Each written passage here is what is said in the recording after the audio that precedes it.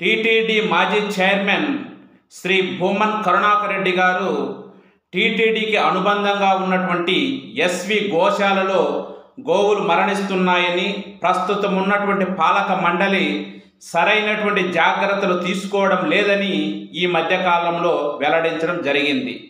ఇందులో భాగంగానే దాదాపు 3 నెలల కాలంలోనే 100 గోవులు మరణించడం జరిగింది. ఇది దేవుని సన్నిధిలో అపశృతి లాంటిది, మంచిది కాదు అనేటువంటి విషయాన్ని వెల్లడించడం జరిగింది. దీనికి జవాబుగా అక్కడ ఉన్నటువంటి టీటీడీ సిబ్బంది కానీ, టీటీడీ ఈవో కానీ, టీటీడీ చైర్మన్ కానీ మొదట అది ఏమీ లేదు, కేవలం రాజకీయమైనటువంటి ఆరోపణలు చేస్తున్నారని మళ్ళీ కొంచెం టైం తీసుకున్న తర్వాత 3 నెలల కాలంలో దాదాపు ఒక 42 నుంచి 43 గోవులు మరణించినవి. ఇవన్నీ కూడా వాటి యొక్క వయసు రీత్యా, వివిధ వ్యాధుల రీత్యా మరణించడం జరిగిందనే విషయాన్ని వెల్లడించడం జరిగింది. అంటే మొత్తానికి భూమన్ కరుణాకర్ రెడ్డి గారు చెప్పినటువంటిగా అక్కడ గోవులు అయితే కొన్ని మరణిస్తున్నాయి. అది కారణం ఏదన్నా కానీ అయితే ఇది మళ్ళా రాజకీయ నాయకులు, ముఖ్యంగా తెలుగుదేశానికి సంబంధించినటువంటి యువనేత నారా లోకేష్ గారు ఇది రాజకీయ ఉద్దేశంతో చేస్తున్న ఆరోపణలు, ఇందులో నిజం లేదనడం, ముఖ్యమంత్రి స్థాయిలో ఉన్నటువంటి చంద్రబాబు నాయుడు గారు చూశారా వైఎస్ఆర్ కాంగ్రెస్ పార్టీలో దేవునికి సంబంధించిన విషయాలను కూడా రాజకీయం చేస్తున్నారు, అటువంటిది ఏమీ లేదనడం, మళ్ళీ అధికారికంగా టీటీడీనే మొత్తం సంవత్సరంలో అంటే ఏడాది కాలంలో 191 గోవులు మరణించినాయని వాళ్ళే వెల్లడించడం జరిగింది. అంటే మొత్తానికి ఆయన చేసిన ఆరోపణలో నిజం ఉంది అనేది తేట తెల్లమైంది. అయితే దీనికి తెలుగుదేశం రాష్ట్ర అధ్యక్షుడు పల్లా శ్రీనివాసరావు భూమన కరుణాకర్ రెడ్డి గారికి ఒక సవాల్ విసరడం జరిగింది. మీరు చేసిన ఆరోపణ నిజమైతే ఎస్వి గోశాలకు రండి, మీరు నిరూపించండి అంటే ఆ సవాల్ను స్వీకరించినటువంటి భూమన కరుణాకర్ రెడ్డి గారు దానికి సన్నద్ధమై ఉన్నారు. కానీ ఉదయాన్నే ఏ రోజైతే దాని సవాల్ నిరూపించడానికి సన్నద్ధమవుతున్న తరుణంలోనే ఈ భూమన కరుణాకర్ రెడ్డి యొక్క ఇంటిని పోలీసులందరూ ముట్టడించడం, వైఎస్ఆర్ కాంగ్రెస్ పార్టీ భూమన కరుణాకర్ రెడ్డి గారికి సంబంధించిన అనుయాయులందరినీ దగ్గరికి రానియకుండా ఒక రకంగా చెప్పాలంటే ఆయన హౌస్ అరెస్ట్ చేయడం జరిగింది. కానీ అదే సమయంలో అటువైపు తెలుగుదేశానికి చిత్తూరు జిల్లాకు సంబంధించినటువంటి ఎమ్మెల్యేలందరూ గోశాలకు పోవడం, భూమన కరుణాకర్ రెడ్డి గారు ఇంకా రావడం లేదని ఆయన పలుమార్లు ఫోన్ చేయడం. వాస్తవంగా ఏంటంటే ఆయన రావడానికి రెడీ అయిండు, కానీ పోలీసులు ఆయన రానివ్వలే. కానీ ఏం కండిషన్ పెట్టిండ్రు, ఈ తెలుగుదేశానికి సంబంధించిన కూటమికి సంబంధించిన ఎమ్మెల్యేలు అయిపోయిన తర్వాత మీరు పోయి పరిశీలించమన్నారు. అయిపోయిన తర్వాత పరిశీలించేది ఏముంటుంది, ఆయన ఏమన్నాడు, మీరు రండి నేను వస్తాను, ఒక జేసీబీ తీసుకుని వస్తాం, ఎక్కడైతే గోవులు మరణించిందో, ఎక్కడైతే ఖననం చేసిండో వాటన్నింటిని ఆధారాలతో సహా నేను చూపిస్తానన్నాడు. అది ఆయన ఇచ్చినటువంటి సవాలు. కానీ దానికి భిన్నంగా వాళ్ళకి అధికారం ఉంది కదా అని దాన్ని తప్పుదో పట్టించాలని భూమన కరుణాకర్ రెడ్డి గారు చేసింది కేవలం ఆధారాలు లేని ఆరోపణలని ప్రజల్లో మభ్య పెట్టడానికి అధికార యంత్రాంగాన్ని వాడుకున్నారు. ఇది స్పష్టంగా మనకు అర్థమైంది. సరే, ఇంతవరకు బాగానే ఉంది.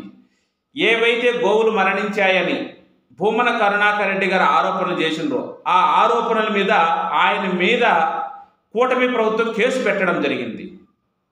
చూడండి, ఎక్కడన్నా తప్పులు జరిగినాయని ఎత్తి చూపితే అలాంటి వ్యక్తి మీద కేసు పెడతారా? కొంతమంది ఏమంటారు, దైవ సన్నిధిలో విషయాల గురించి పెద్దగా మాట్లాడకూడదు అంటారు. ఎందుకు మాట్లాడకూడదండి? దైవ సన్నిధి అనేది ఇంకా పవిత్రంగా ఉండాలని కోరుకుంటారు కదా. తప్పులు జరిగినప్పుడు ప్రాంతం ఏదైనా, ఉద్దేశం ఏదైనా కూడా దాన్ని సరిదిద్దుకుంటే ఆలోచన చేయాలి, కానీ అధికారం ఉంది కానీ వ్యక్తుల మీద కేసులు పెడతారా? ఒకవేళ భూమన కరుణాకర్ రెడ్డి గారు దైవ సన్నిధుల విషయాన్ని జోక్యం చేసుకొని తను ఒకవేళ తప్పుగా ఆరోపించినారు అనుకోండి, అయితే కేసు పెడతారా? ఈ దేశంలో, ఈ రాష్ట్రంలో పలు అంశాలపై పలు వ్యక్తులు వివిధ రకాల ఆరోపణలు, వివిధ రకాల మాటలు మాట్లాడుతుంటారు. వాటన్నిటి మీద కేసులు పెట్టే అవకాశం ఉందే?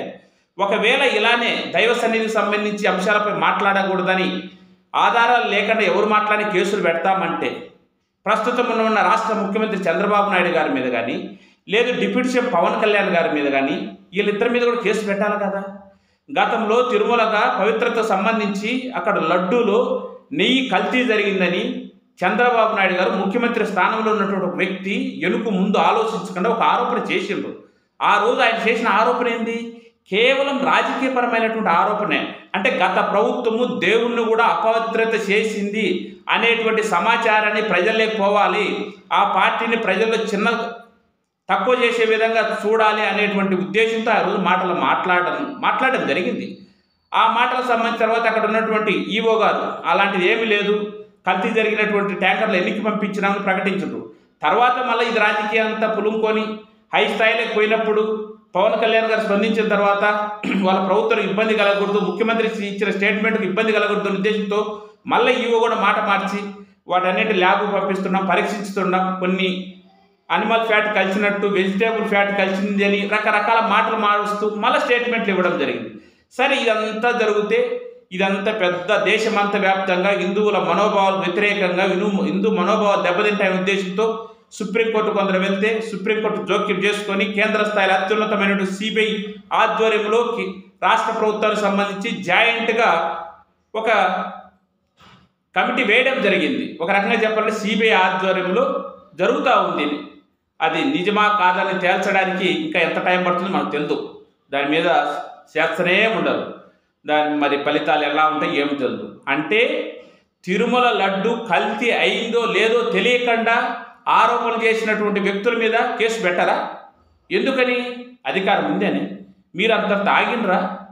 కల్తీ జరిగింది అనే ఒక మాటతోనే ఆగకుండా పవన్ కళ్యాణ్ గారు ఒక అడుగు ముందు వేసి అయోధ్య రామ మందిర ప్రారంభోత్సవానికి సంబంధించి 1,00,000 లడ్లు కల్తీ జరిగినటువంటి లడ్లను ఈ యొక్క టీటీడీ అక్కడ పంపడం జరిగిందని, అంటే భారతదేశంలో ఉన్నటువంటి హిందువుల మనోభావాలు దెబ్బతినే విధంగా వాళ్ళు మాట్లాడడం జరిగింది కదా. అంటే వాళ్ళు ఏమైనా మాట్లాడడానికి ఆ రోజు చేసిన ఆరోపణలకు ఆధారాలు ఉన్నాయా? కేవలం వాళ్ళు కూడా అనుమానంతో చేసిన వ్యాఖ్యలే కదా, రాజకీయ ఉద్దేశాలతో. అంటే వాళ్ళ మీద కేసులు ఉండవా? ఆ తర్వాత క్షేత్రస్థాయిలో రకరకాలుగా ఉన్నటువంటి వ్యక్తులు, ముఖ్యంగా వాడు కిరాక్ ఆర్పి అనేటువంటి వాడు రోజాను ఉద్దేశించి రోజా పంది కాబట్టి రోజా పువ్వు గెలిచిందని కూడా వ్యాఖ్యలు చేయలేదా? అంటే వాళ్ళ మీద కేసులు పెట్టరా? అంటే అధికారం మీకుంటే మీరు ఇతరులు ఎవరైనా మీ మీద విమర్శించినా, మీ ప్రభుత్వాన్ని ప్రశ్నించినా కేసులు పెడతారు. మీరు మాత్రం ఏమైనా మాట్లాడచ్చు, ఏమైనా చేయొచ్చు. ఇదేమి న్యాయం? దేవుని సన్నిధిలో కూడా సరైన న్యాయం లేకపోతే ఎక్కడ న్యాయం దొరుకుతుంది? కనీసం న్యాయం అంటే పక్కన పెట్టండి, కేసులకు సంబంధించి వ్యక్తులకు సంబంధించి ఎవరిని ఎలా ట్రీట్ చేయాలనో కూడా అర్థం కాని స్థితిలో ఉంటే ఈ ప్రభుత్వం ఎలా పనిచేస్తుందని అర్థం చేసుకోవాలి. ఈ పోలీసులు ఎట్లా నడుచుకుంటున్నారని అర్థం చేసుకోవాలి. కాబట్టి దయచేసి ఆలోచించాలి. ఊరికి కేసు పెట్టడం కాదు. సరే, భూమన కరుణాకర్ రెడ్డి గారి మీద కేసు పెట్టినా ఇంకొకటైనా అంతర్దేం అయ్యేది లేదు, పోయేది లేదు. కానీ ఒకే రకమైనటువంటి విధంగా నడుచుకోవాలి కదా. భారతదేశం అంతా తిరుమల లడ్డు యొక్క సంబంధించి పవిత్రత దెబ్బతిన్నదని మీరు చేసిన ప్రచారానికి మీ మీద ఎన్ని కేసులు పెట్టాలి? ఇంకా దయచేసి ఆలోచించండి. పోలీసు వాళ్ళు కానీ అధికార యంత్రాంగం కానీ ఈ అధికారం అనేది శాశ్వతం కాదు. ఈరోజు అధికారం ఇలా దొరుకుతుంది, రేపు ఒకరికి పోతుంది. అధికారం మారినప్పుడల్లా మీరు సరైనటువంటి పద్ధతిలో నడుచుకోలేకపోతే మీకే ఇబ్బందులు తప్పవు, గుర్తుపెట్టుకోండి.